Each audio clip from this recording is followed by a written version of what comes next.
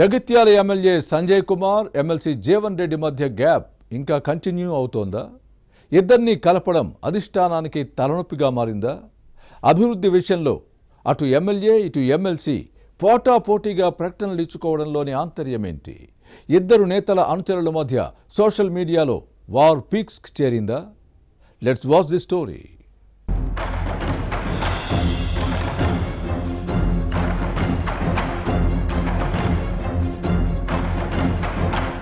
Jagtial MLA Sanjay Kumar car దిగి కాంగ్రెస్ కండువా కప్పుకుని నెల గడిచిపోయింది. కానీ కాంగ్రెస్ ఎమ్మెల్సీ జీవన్ రెడ్డితో ఇంకా మాట కలపలేదు. సంజయ్ కుమార్ హస్తం పార్టీలో చేరిన తర్వాత జీవన్ రెడ్డి అలకపోనారు. ఈయన ఢిల్లీకి పిలిపించుకుని ఏఐసీసీ పెద్దలు పుచ్చగించారు. పార్టీలో తగిన గౌరవం ఇస్తామని, సేవలు వాడుకుంటామని హామీ ఇచ్చారు. దీంతో చేసేదేమీ లేక జీవన్ రెడ్డి ఢిల్లీ నుంచి జగిత్యాల తిరిగొచ్చి ఆవేశంతో ఉన్న తన అనుచరులను శాంతింపచేశారు. కానీ జగిత్యాల ఎమ్మెల్యే సంజయ్ కుమార్ కు ఎమ్మెల్సీ జీవన్ రెడ్డికి మధ్య ఆధిపత్య పోరు నడుస్తూనే ఉంది.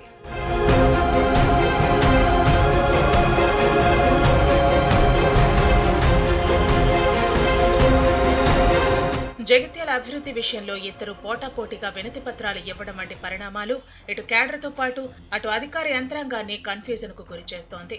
పట్టణంలోని ప్రధాన యావర్ రోడ్డును వెడల్పు చేయాలని జీవన్ రెడ్డి కలెక్టర్ను కలిసి వినతి పత్రం ఇచ్చారు. ఇదే రోడ్డును తాను పూర్తి చేస్తానంటూ సంజయ్ కుమార్ ప్రకటనలు ఇచ్చుకున్నారు. ఇక నూకపల్లిలో ఉన్న ఇందిరమ్మ గృహ సముదాయంలో గత బీఆర్ఎస్ సర్కార్ 4000 డబుల్ బెడ్రూమ్ ఇళ్లు కట్టింది. వాటికి మౌలిక సదుపాయాల విషయంలోనూ ఈ ఇద్దరు నేతలు పోటాపోటీగా ప్రభుత్వానికి వినతి పత్రాలు ఇస్తున్నారు. బీఆర్ఎస్ సర్కార్లో ఎమ్మెల్సీ కవిత సహాయంతో ఎమ్మెల్యే సంజయ్ కుమార్ వీటిని కట్టించారు. అయితే ఇక్కడ అంతకంటే ముందే ఉన్న ఇందిరమ్మ ఇళ్లను కాంగ్రెస్ హయాంలో నిర్మించారు. దీంతో ఈ ప్రాంతంలో కల్పించాల్సిన సౌకర్యాల విషయంలోనూ ఇద్దరు వేర్వేరుగా వినతులు ఇవ్వటం పొలిటికల్ సర్కిల్స్ లో హాట్ టాపిక్ గా మారింది. ఇక 2-3 మండలాలకు సాగునీరు అందించే రోళ్లవాగు ప్రాజెక్టు విషయంలోనూ ఇద్దరు నేతలు పోటీ పడటం చర్చకు దారితీస్తోంది.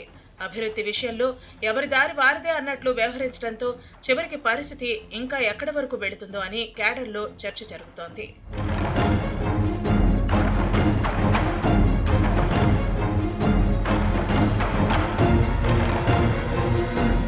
మరోవైపు ఇద్దరి మధ్య ఆధిపత్య పోరుతో కాంగ్రెస్ క్యాడర్ కు ఇబ్బందిగా మారింది. ప్రస్తుతం సంజయ్ కుమార్ తాను నిర్వహిస్తున్న కంటి ఆసుపత్రిలోనే నివాసం ఉంటున్నారు.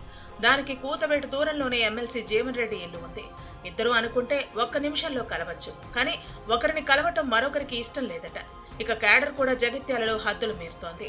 ఇటీవల పోటాపోటీ ఫ్లెక్సీలు ఏర్పాటు చేసిన తర్వాత అధిష్టానం సూచనతో వాటిని తొలగించారు. ఇప్పుడు సోషల్ మీడియాలో వీరి అనుచరుల వారు పీక్స్ కు చేరింది. ఇటు ఎమ్మెల్యేను అటు ఎమ్మెల్సీని ఎవరు కలుపుతారో, ఎప్పుడు సయోధ్య కుదురుతుందో చూడాలి మరి.